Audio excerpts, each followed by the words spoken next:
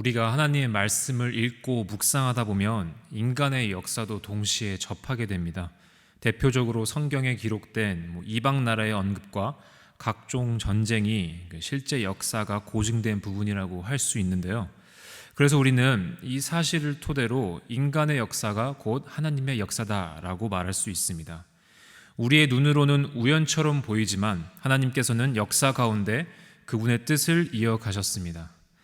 알렉산더 대왕으로 시작한 헬라 제국이 몰락하고 로마 제국이 그 모습을 드러내면서 아들을 향한 하나님의 뜻하심이 이 땅 가운데도 도래했습니다. 예수님께서 오신 역사적 배경에는 큰 특징이 하나 있었는데요. 바로 로마의 평화였습니다. 로마 제국은 건국 이후 약 200년이라는 시간 동안 평화를 누렸습니다. 이 평화를 유지할 수 있었던 이유에는 몇 가지가 있는데요. 첫 번째로 로마 제국은 무리하게 영토를 확장하지 않았습니다. 로마 제1대 황제였던 아우구스투스는 상비군을 창설하여 영토 확장 정책에서 방어 정책으로 전환시켰습니다. 그는 근위대와 상비군으로 자신의 신병까지 보호하는 아주 치밀한 계획을 이행시켰습니다. 두 번째로 로마 제국은 원로원의 수를 대폭 줄였습니다.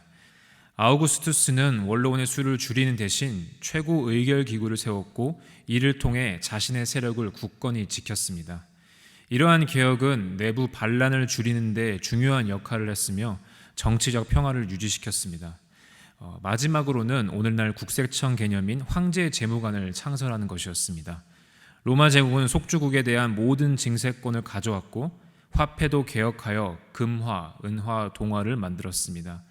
또한 이 화폐를 교환할 수 있도록 정확한 비율도 정하여 경제적인 안정을 구축했습니다. 당시 로마 제국은 전에는 볼 수 없었던 정치적 행보를 통해 오랜 시간 동안 평화를 누렸습니다. 오늘날 우리도 이러한 평화를 누리기 위해 여러 가지 방법을 동원하곤 하죠. 정치적인 평화, 경제적인 평화, 국가 안보를 통한 평화, 관계의 평화 등 다양한 분야의 평화를 위해 우리는 노력하고 있습니다. 오늘 함께 살펴본 에베소서는 이미 우리가 그 모든 평화를 받았다고 말을 하고 있습니다. 우리 함께 17절 말씀 읽도록 하겠습니다. 또 오셔서 먼 데 있는 너희에게 평안을 전하시고 가까운 데 있는 자들에게 평안을 전하셨으니.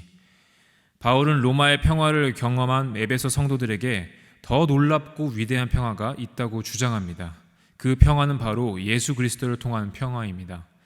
오늘 말씀에 예수님께서는 두 가지 방법을 통해 이러한 평화를 이루셨습니다. 첫 번째는 둘을 하나로 만드는 평화를 이루셨습니다.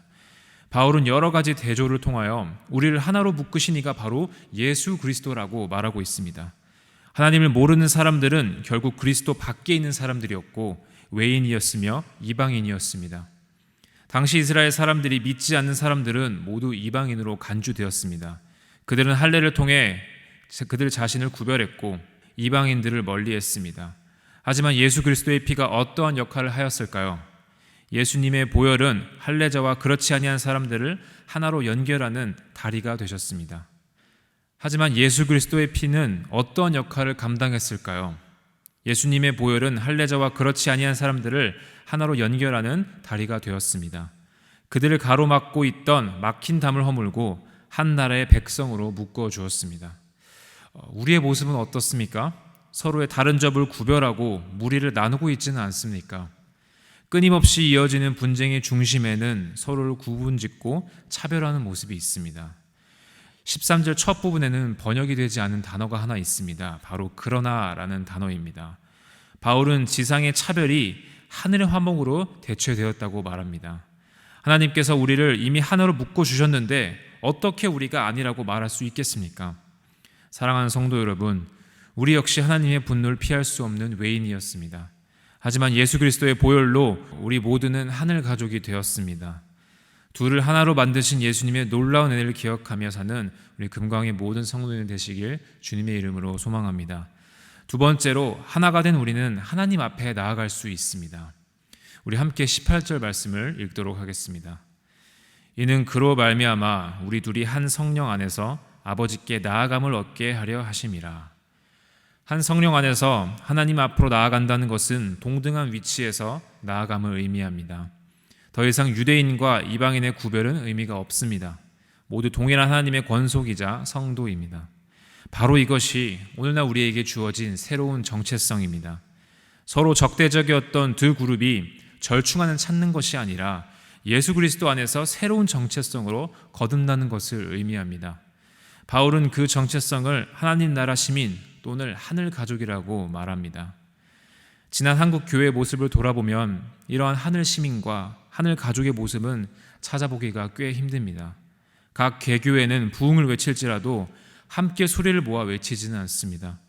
그저 눈에 보이는 결과에 사로잡혀 하나님께서 주신 진정한 하늘 시민의 정체성을 잊고 살아갑니다.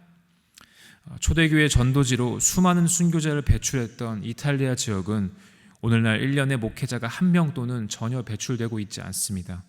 전 세계에 수많은 선교사를 파송했던 영국은 오늘날 2% 미만의 복음화율로 스스로 복음이 확산될 수 없는 미전도 종족으로 전락되었습니다.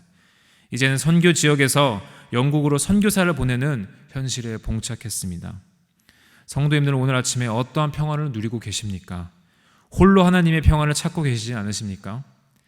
우리를 향한 새로운 정체성은 이 땅의 가족이 아닌 하나님 나라 가족으로 함께 주님 앞으로 나아가는 것입니다.